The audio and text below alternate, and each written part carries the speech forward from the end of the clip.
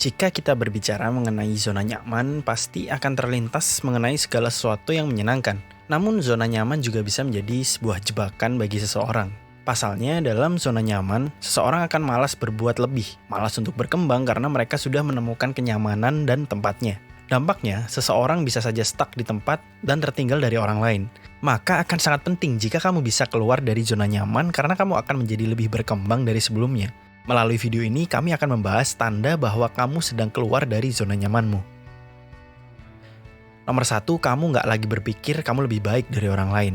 Mungkin tampak seperti hal yang aneh untuk dirayakan, tapi ini sebenarnya adalah awal dari pertumbuhan pribadi yang serius. Ini karena ketika kita yakin bahwa kita adalah yang terbaik, kita tidak memberi diri kita ruang untuk berkembang. Tetapi begitu kamu menyadari bahwa tidak ada orang yang sempurna dan setiap orang memiliki ruang untuk perbaikan atau mengembangkan diri, termasuk kamu mulai fokus pada pertumbuhanmu sendiri alih-alih mengkhawatirkan apa yang dilakukan oleh orang lain.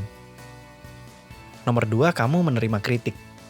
Kebanyakan orang akan cenderung bersikap defensif atau menyerang ketika mereka dikritik. Namun terkadang ketika kita mundur selangkah dan mempertimbangkan kritik, kita menyadari bahwa itu sebenarnya adalah tepat sasaran.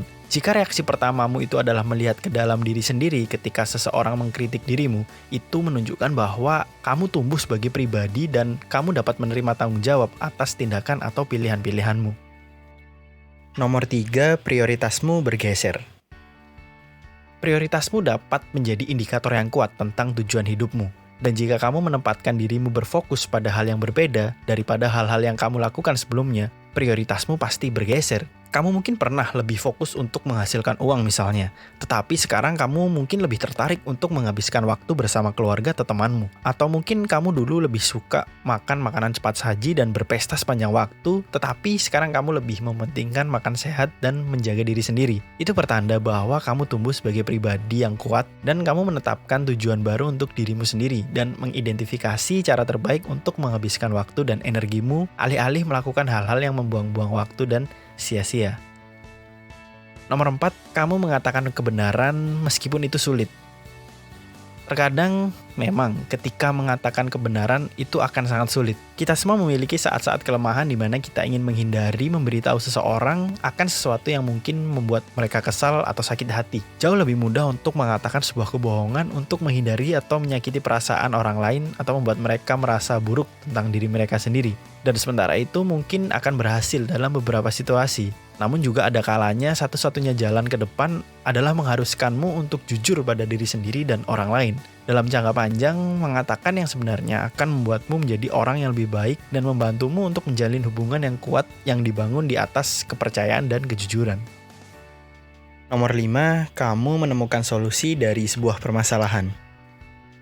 Ketika kita berada di tengah-tengah pertengkaran, rasanya satu-satunya hal yang penting adalah apakah sudut pandang kita itu benar atau tidak. Tetapi jika kita semua terus berusaha membuktikan bahwa kita benar, maka tidak akan ada yang menang. Kita semua akan kalah yang ada. Tidak ada yang belajar sesuatu yang baru dan tidak ada yang tumbuh atau mengubah pikiran atau hati mereka.